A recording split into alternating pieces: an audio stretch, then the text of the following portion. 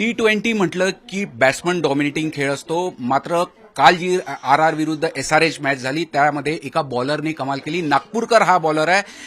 खरं तर एकाच ओव्हरमध्ये 3 विकेट, स्वप्नवत असं पदार्पण. आपण आपल्यासोबत प्रफुल्ल हिंगे जो नवीन स्टार IPL मध्ये उदयास आलेला आहे, त्याचे वडील आहे. खरं तर स्वप्नवत असं हे संपूर्ण पदार्पण.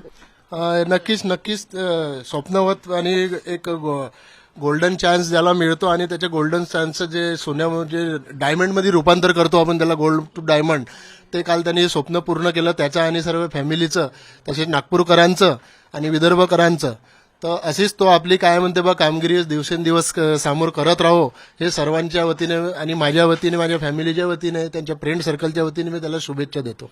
म्हणजे एखादा हिरा शोधायचा असेल तर सोनाराची गरज असते. वरुण एरॉननी ज्या पद्धतीने त्याच्यातली जी गुणवत्ता ओळखली, त्याला संधी दिली, त्यामुळे आज हे सगळं करू शकला तो. हा, नॅचरली ऍक्च्युली 2-3 वर्षापासून काय म्हणते बा तो, जेव्हा पण आता इंजुरीचं जे हब म्हणतो आपण तो MRF पेस फाउंडेशन आहे, जिथे काय म्हणते बा जहीर खान आहे, व्यंकटेश प्रसाद आहे, आपले मोठे मोठे जे बॉलर्स आहे, बुमरासारखे बॉलर्स आहेत, तिथे रिहॅबिलिटेशनसाठी जातात. आणि MRF पेस फाउंडेशन एक अशी ऑर्गनायझेशन आहे की ती आपल्या इंडियन प्लेअरसाठी 75 इयर्स आय थिंक ती चालून राहिली आहे डोनेशनवर, म्हणजे विदाऊट एनी पैसा घेतानी, म्हणजे लोकांच्या कल्याणासाठी, प्लेअरच्या कल्याणासाठी. तर तो तिथे काय म्हणते बा चांगली ट्रीटमेंट देते आणि काय म्हणते बा ते लोक चांगले ट्रेन वगैरे त्याला चांगला वाव तिथनं मिळाला. तिथला वाव चांगला मिळाला, तिथलं त्याला सर्कल मिळालं. तो ऍक्च्युली MRF पेस फाउंडेशनमध्ये जाण्याच्या अगोदरच तो इकडे डोमेस्टिक BCCI मॅचेस चांगल्या पद्धतीने अंडर एज सर्व एजमध्ये खेळलेला आहे. फक्त त्याला एक चालना जी मिळाली गेल्या 3 वर्षापासून, म्हणजे आपण ज्याला लिजेंड ग्लेन मेग्रा म्हणू, वर्ल्ड क्लास बॉलर, त्याच्या सानिध्यामध्ये काय म्हणते बा तो तिथे 5-6 महिने, म्हणजे जवळपास जेव्हा काही संबंध आला तेव्हापर्यंत होता. त्याच्यानंतर त्यांनी यांच्या कॅलिबर बघितल्यानंतर त्याला ब्रिस्बेनला पण नेलं होतं MRFनी स्वतःच्या पैशांनी खर्च करून, आणि तिथे एक 20 ते 25 दिवस ब्रिस्बेनला त्याला पण तिथे ट्रेन केलं. आय थिंक ग्लेन मेग्रा आणि MRF पेस फाउंडेशनचं जेवढं कौतुक करावं तेवढं कमी आहे. म्हणजे रेशीमबाग जिमखान्याचा विद्यार्थी ज्या पद्धतीने त्याची संपूर्ण वाटचाल झाली, आज एक मोठ्या आंतरराष्ट्रीय लीगमध्ये तो आपली छाप छोडतोय. त्यामागे वरुण एरॉन आणि मॅग्राचा सगळ्यात मोठा आहे. नॅचरली बिलकुल वरुण एरॉन सरांनी त्याला म्हणजे खूप ट्रेन केला आहे जेव्हा तो इंज्युर्ड होता. आता इंज्युरी म्हटलं की आपल्याला सर्वांना माहित आहे, वरुण अरुण जे आहे इंडियातले सर्वात फास्ट बॉलर होते. एक 152, 155, 157च्या स्पीडनी बॉल टाकणारे बॉलर होते ते. पण एक फास्ट बॉलर म्हटलं की त्याच्या लाईफमध्ये कुठं ना कुठे हॅमस्ट्रिंग, बॅक स्ट्रेस, फ्रॅक्चर ह्या येतातच. तर त्याच्यामध्ये ते हे कसं त्यांना माहिरात हासिल होतं वरुण सरांना. याच्यासोबत जेव्हा तो MRF सोबत जेव्हा कॉन्टॅक्ट आला तेव्हा माझ्या मुलांनी पण त्यांना दादा म्हणून त्याच्याकडून जे गुर होते ते काढून सरांनी काय म्हणते बा तो त्यांच्यापासून जे शिकला. आणि त्या वरुण अरुण सरांनी माझ्या रात्री त्यांच्यासोबत बोलणं झालं होतं मॅच संपल्यानंतर वरुण अरांसोबत. त्यांना पण थँक्यू म्हटलं मी. तर तेव्हा त्यांनी जे मदत केली, आणि तिथले एक सेंथिल म्हणून मॅनेजर आहे तिथे, एक आय थिंक नवनीत या असं काहीतरी एक नाव आहे, जे त्यांनी मॅन ऑफ द मॅचच्या वेळेस पण बोलले. ते जे फिजिओ होते तिथले, त्यांनी त्याला खूप मदत केली. इव्हन दो घरी पण नसताना, चेन्नईला नसताना, तिकडून आल्यानंतर इथून पण रोज व्हिडिओ कॉल करायचा तो, या सर मैं ऐसा कर रहा हूं, मैं वैसा कर रहा हूं, मी हा योगा केला आहे, मी तो स्ट्रीप मारली आहे, असं त्यानं व्यवस्थित केलं. मॅग्राचा उल्लेख केलेला, ऑस्ट्रेलियात होता प्रफुल्ल बरेच दिवस, तिथे कसं मार्गदर्शन मिळालं. आणि खरं तर या IPL मध्ये एका बॅट्समनची सगळ्यांना धडकी आहे, ते म्हणजे सूर्यवंशीची. त्याच्या विरुद्ध खास रणनीती आखली होती का? कारण की त्याचा जो इंटरव्ह्यू झाला मॅच संपल्याचा सामनावीरचा, त्याच्यात सुद्धा बोलला की मी निश्चय केला होता पहिल्या बॉलरच विकेट काढणार. काय खास रणनीती आणि मॅग्राचं मार्गदर्शन? हा, मॅग्रा सरांचं सर म्हटल्याशिवाय त्यांची पुनरावृत्ती होऊ शकत नाही मॅग्रा म्हटलं की. तर मॅग्रा सरांनी ऍक्च्युली तो इथे ऑस्ट्रेलियाला जेव्हा गेला, तो त्याच्यासाठी तर फर्स्ट इंटरनॅशनल ट्रॅव्हल होती. तर काय म्हणते बा तिथं जेव्हा जायचा तो संध्याकाळी, जेव्हा म्हणजे आपले टायमिंगमध्ये जे बदल आहे आपले डिफरन्स टायमिंगमध्ये, इथे दुपार तिथे संध्याकाळ, तर तेव्हा जो फ्री राहायचा तेव्हा तो कॉल करायचा, व्हिडिओ कॉल तिथनं, का मग आपण विचारायचं मग कसं चालू आहे प्रॅक्टिस काय आहे, हा काही नाही तो सांगायचा आज हे होतं, आज सकाळी प्रॅक्टिस होती, आज दुपारी होता, आज तिकडे क्वीन्सलँडला घुमायला गेलो, इकडे गेलो तिकडे गेलो, आज तिथे एक इंडियन भेटला त्याने मला सर्व घुमवलं कॅब ड्रायव्हर. आणि मग मॅग्राबद्दल बोलायचा की ते पण येतात ग्राउंडवर. त्याच्यानंतर एलिस पेरी जे आपली आरसीबी लेडीज वुमनची जे मॅग्राची एक लाईन लेंथ ओळख होती हा, तर मॅग्रा सरांनी पण त्याला लाईन लेनचे जे परिभाषा शिकवली, त्याला सर्वात पहिला मंत्र तर मॅग्रानी हा दिला की देख प्रफुल्ल, म्हणजे प्रफुल्लनी मला सांगितलं, माझं डायरेक्टली कन्व्हर्शन तर मॅग्रासोबत नाही झालंय. मी त्याला विचारतो तू काय बोलले, तर तो सांगायचा की म्हणे मॅग्रा सरने बोले की किसी भी फास्ट बॉलर की जो लाइफ रहती है 10 साल की रहती है. तो आणि एमआरए फेस म्हणून चेन्नईला असताना जेव्हा तो पहिल्यांदा गेला तेव्हा त्या पहिल्या दिवशीच त्याला व्हिजिटमध्ये त्याच्या खांद्यावर हात ठेवून सनीने त्याला जे मोटिवेशन दिलं, ती फोटो माझ्याजवळ अजूनही आहे त्याची. तर तेव्हा त्या दिवशीपासून ते मोटिवेशन त्यांनी दिलं आणि त्याच्यानंतर त्याला तिथे उभे केलं सर्व एवढं फ्रॅक्चर डेव्हलप करून. तर अमर्जिंग खरं तर प्रेरणास्थान होते मॅग्रा. आणि एक फास्ट बॉलरला अजून एक कठीण प्रसंग असतात, त्याचा सातत्याने येणे इंजुरी, त्याच्यावर कशी मात केली, कारण की विदर्भातकडल्यासारख्या टीमकडनं खेळतोय, स्पर्धा विदर्भात पण सध्या तीव्र आहे.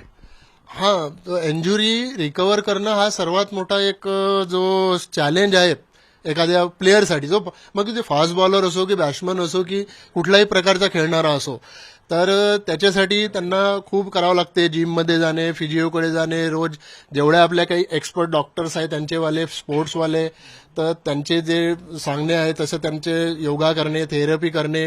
आम्ही एक पाहिलं आहे की स्पोर्ट्सवाले जे आहे आपले जे मेडिसिन आहे, ॲलोपॅथिक आहे, हे आहे जे आहे, आपण म्हणतो की आज 2 दिवसात दवा घेऊन सनी रिकवर व्हायचं, तो ऍक्च्युली मला सुद्धा दवाई खाऊ देत नाही कधी माझी बॅक पेन झाली तर, म्हणजे वाखाणण्या योगा आहे. आपण पण क्रिकेट खेळ नाही असं काही नाही, असं गल्लीमध्ये काय म्हणते बा तुम्ही खेळले मी खेळलो त्यावेळेस असं तुम्ही काही. जेव्हा सुदामे सरांकडे त्याला घेऊन गेले होते तेव्हा त्याला बॅट्समन बनायचं होतं आणि तो बॉलर झाला. हा मग ते काय असं नॅचरली आहे.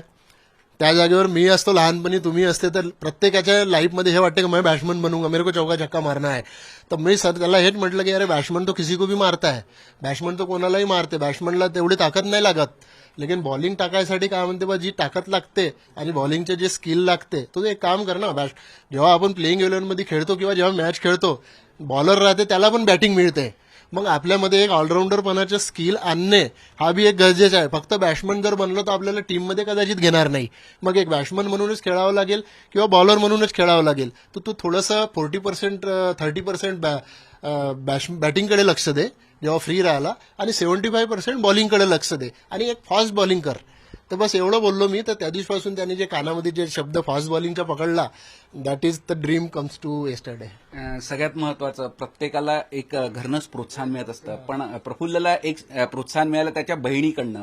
खरं तर तुम्ही भाग्यवान आई वडील, बहिणीनी शिक्षणात म्हणजे सीए झालेली आहे आणि त्याच्या सातत्याने तो जेव्हा मित्रांशी संवाद साधतो की मला जे इन्स्पायरेशन आहे ती माझी बहीण आहे, माझ्या लाडक्या बहिणीचं इन्स्पायरेशन घेऊन मी क्रिकेटमध्ये घडलो, काय नेमकं? सर असं आहे की आता जे मोमेंट आहे, आताच्या परिस्थितीमध्ये जे आता तुम्ही जर्नलिस्ट, पत्रकार आणि माझे जे खास तुम्ही मित्र, आणि हा जो सोहळा चालू आहे इथे, हा सोहळा माझ्या घरी दुसऱ्यांदा होत आहे. याची तारीख परफेक्ट माहीत नाही, पण जवळपास 14 जून असेल कदाचित ना, 14 जून 2016 14. तर 2014 माझी मुलगी नागपूर डिव्हिजनची 10th टॉपर होती, आणि ती 10वी असतानाच तिला जेव्हा कॅलिबर तिचं होतं आणि माझे पण संबंध होते जे काही ह्याच्यासाठी, तर तिचं जे कॅलिबर होतं तिने म्हणजे 10वीची एक्झाम द्यायच्या पहिलेच तिने ठाणलं होतं. मला माहीत होतं की ती अबो 95% घेणार आहे, मेरिट तर येईलच येईल. तर तिची जे मनातली जी इच्छा होती की बा मी डॉक्टर इंजिनियर बनणार नाही आणि मला सीए बनायचं आहे, तर ते जे सीए बनल्यानंतरचे काय म्हणते बा जे पेपर कटिंग्स आहे, आज जवळपास 11 वर्ष झाले, 12 वर्ष होत आहे, ते पेपरचे कटिंग अजूनही मी सांभाळून फाईलमध्ये ठेवलेले आहे. का तिने काय म्हणते बा, जसे तुम्ही आज प्रश्न विचारत आहे, तिने तिचं ड्रीम पूर्ण केलं. 2021 ती सीए झाली आणि आज मुंबईला जॉब आहे तिचा, एका चांगल्या रेप्युटेड पोस्टवर जॉब आहे. तर आता हा थोडासा अकॅडमिकमध्ये थोडासा एक प्लस मायनस असतेच, कोणी नाही कोणी कधी. सर्वच जण काय म्हणते बा चार्टर्ड बनत नाही किंवा घरीच सर्वच जण डॉक्टर बनत नाही, इंजिनियर बनत नाही. ज्यांची ज्या रोडवर जशी बनतो किंवा मी एक कुठेतरी व्हॉलीबॉल खेळतो, तर माझं एक म्हणजे त्यांनी काय म्हणते बा, त्यांनी आम्हाला सांगावं का बा माझी इच्छा कशात आहे आणि मी अनालिसिस करावं का हे ते परिपूर्ण करेल की किंवा त्यांना काही नुकसान होईल का, तर याचे अनालिसिस करणं एका पॅरेंट्सचं जे काम असते ते मी माझ्या पद्धतीने करून बघण्याचा प्रयत्न केला. आणि आजच्या घडीला काय म्हणते बा, माझ्या दोन्ही पोरांनी माझ्या अनालिसिसनुसार त्यांच्या आवडीनुसार, माझ्या आवडीनुसार नाही, तर त्यांनी त्यांचं कॅरियर जे आहे ते त्यांच्यामध्ये जे घडवलं आहे हे एक एक अल्टिमेट आहे. सगळ्यात महत्वाचं खरं तर विदर्भाची मोठी फळी आहे. आयपीएल मध्ये सगळ्यात डिफिकल्ट टास्क असते सुरुवातीच्या ओव्हर बॅट्समनला बॉलिंग टाकणं. हर्ष दुबेनी सुद्धा ते ओव्हर्स टाकले, कठीण असतात. कदाचित डॅनियल विटोरी तिथे मार्गदर्शक, इकडे मॅग्रा मार्गदर्शक, हे डिफिकल्ट टास्क आहे. आणि विदर्भाच्या प्लेयर्स करता, क्रिकेटपटून करता आता एक प्लॅटफॉर्म मिळाला आहे आणि ते आपली छाप सोडत आहे. हा बिलकुल, जसं विदर्भ क्रिकेट असोसिएशनच्या पुढाकाराने आणि आदरणीय प्रशांत वैद्य सर जे आहे आपले, त्यांनी जो पुढाकार घेऊन काय म्हणते बा, एक जसं मुंबई, दिल्ली, कलकत्ता, ऑल ओव्हर इंडियामध्ये जसे ह्या लीग चालू होतात त्या स्टेटसाठी, आज त्या आपल्या विदर्भासाठी ते नव्हतं प्लॅटफॉर्म. याच्यापूर्वी 2-4 आपले जे प्लेयर्स होते, जसे जितेश शर्मा, एस ठाकूर आहे, आपले उमेश यादव सर आहे, तर ते त्या प्लॅटफॉर्मवर ते हाय लेवलवर गेले होते. परंतु आपल्या विदर्भाच्या ज्या बाकीचे जे खेळाडू आहेत त्यांना एक प्लॅटफॉर्म हवा होता. तर त्यामध्ये मागच्या वर्षी त्यांनी समोर पुढाकार घेऊन जे एक विदर्भ प्रो T20 लीग भरवली होती, तर त्याच्यामध्ये कसं का होईना पहिलं वर्ष होतं, तर त्याच्यामध्ये ते भरवल्या गेली आणि त्याच्यानुसार चांगलं ते प्लॅटफॉर्म मिळालं, कारण त्या पण लाईव्ह मॅचेस होत्या. आणि त्यात माझा मुलगा निको मास्टर ब्लास्टर, एक आपले निको ग्रुपचे आनंद जयस्वालजी सर आहे, त्यांच्या टीममध्ये होता. त्यांचे कॅप्टन जितेश शर्मा होते. आणि लकीली ते पहिली टुर्नामेंट जे नागपूरची आहे ते निको जयस्वाल ग्रुपने मारली आणि त्याच्यामध्ये पण हा फर्स्ट ओपनिंग बॉलिंग करत होता आणि 8 की 10 विकेटा काहीतरी घेतल्या होत्या त्या मॅचेसमध्ये पण.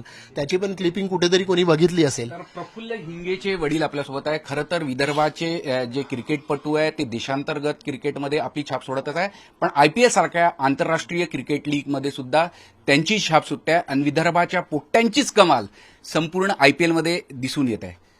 झी मीडियासाठी व्हिडिओ जर्नलिस्ट रत्नशील सातपुतेसह अमर काणे, नागपूर.